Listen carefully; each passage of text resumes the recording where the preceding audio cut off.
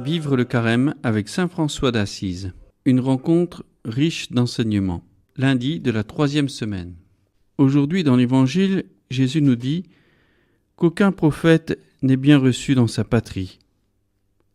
En utilisant ce proverbe, Jésus se présente comme un prophète. Saint François d'Assise a incarné dans sa vie cette dimension prophétique. Il y a plus de 800 ans, en pleine croisade, Saint François traverse les lignes ennemies à Damiette et, au péril de sa vie, ose la rencontre avec le sultan d'Égypte. Cet événement qui a eu lieu en 1219 est encore pour nous riche d'enseignements. Pendant que les armées de la 5e croisade assiégeaient les musulmans devant la ville de Damiette en Égypte, François, poussé par l'Esprit du Très-Haut, décida de quitter le camp des croisés avec son compagnon pour aller trouver le sultan. Il allait sans armes et sans escorte. Savoir qu'il risquait le martyre n'était pas pour leur déplaire. Il voyait dans les musulmans des créatures de Dieu qui avaient droit à la bonne nouvelle de l'Évangile. Contrairement à toute attente, le sultan les reçut avec courtoisie. Saint François, accompagné de frères illuminés, sont allés à la rencontre du sultan dans le cadre d'un conflit. François apporte la bonne nouvelle de l'Évangile par la voie pacifique du dialogue et de la rencontre. François et Al-Malik al-Kamil se rencontrent. Les gardes ont fait annoncer au sultan que 2 hommes pauvrement vêtus, sans tenue militaire, sans cuirasse, sans armes, venant du camp des croisés, désiraient le rencontrer. Ce que l'on sait, par contre, c'est qu'il les reçut et les traita avec courtoisie. François était courtois et le sultan aussi. Cette belle attitude humaine est riche d'enseignements pour nous.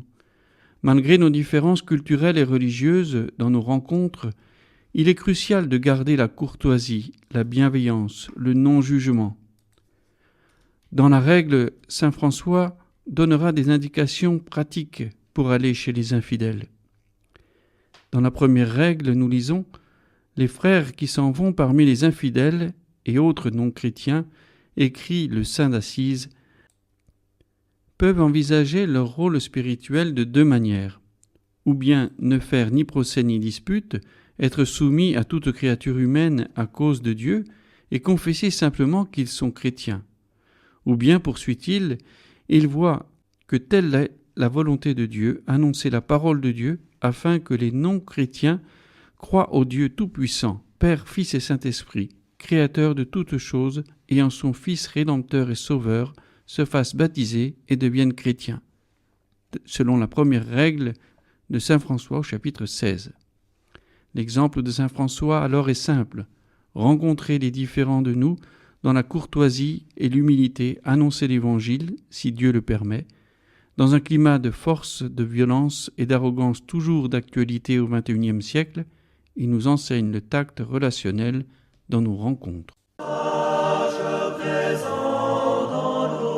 Prions avec saint François d'Assise.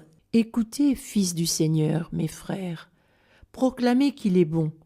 Tout ce que vous faites, faites-le à sa louange.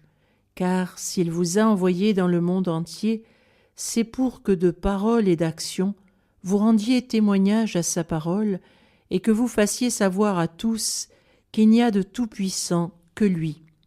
Persévérez dans la discipline et dans la sainte obéissance.